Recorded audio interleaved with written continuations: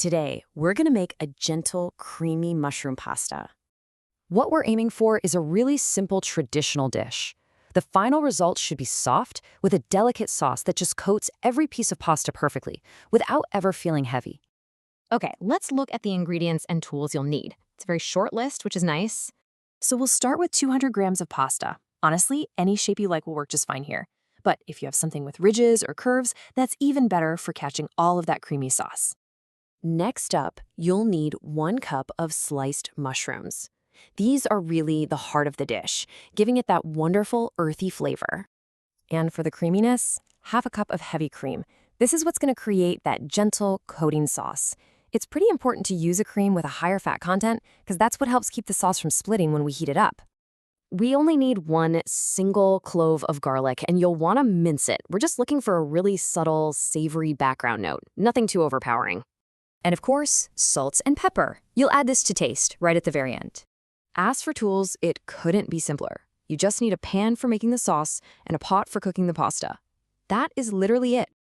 All right, now let's get into how this all comes together. We're gonna build the dish one step at a time. First things first, go ahead and cook your 200 grams of pasta. Just follow the instructions on the package and cook it until it's al dente. That just means it's tender, but still has a tiny bit of a bite. This is key to making sure it absorbs the sauce beautifully without getting all mushy. Now, let's talk about the mushrooms. A really common mistake here is undercooking them. If you do that, they release a lot of extra water, which makes the sauce thin and kind of dilutes the flavor, and we definitely want to avoid that. So, to make sure that doesn't happen, you're gonna sauté your sliced mushrooms in a pan over a nice, steady, medium heat. The goal here is to cook that moisture out first, which really concentrates their amazing flavor. So the big question is, how do you know when they're actually ready? What exactly should you be looking for? You're looking for 2 really clear signs. First, the texture will get nice and soft. And second, the color will turn a light, even brown. When you see that, you know they're cooked perfectly. This is correct. As soon as those mushrooms are browned, go ahead and add that single minced garlic clove to the pan. You only need to cook it for about a minute or so, just until you can start to smell that lovely fragrance. Okay, this next part is probably the most critical step in the whole recipe, and it's where another common mistake can happen. If your heat is too high when you add the cream, the sauce can split or curdle.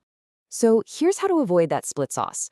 Pour in that half cup of cream, and then immediately, right away, turn your stove's heat all the way down to low. This is the single most important thing you can do to get a smooth, stable sauce.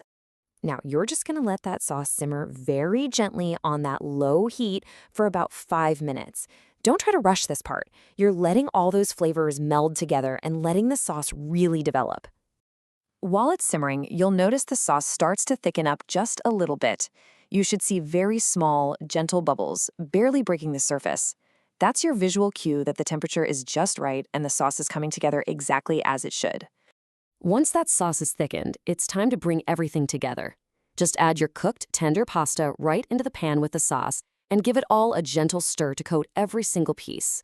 And with that last step, we've arrived at our final result. And here is the finished dish. See how the sauce isn't just sitting in a puddle at the bottom of the plate? Instead, it's clinging lightly to every piece of pasta. So the final check is pretty simple. The sauce should just gently coat the pasta, not drown it. The whole dish should feel soft and unified. This right here is the result we were looking for. This is correct. And there you have it, a simple dish made perfectly.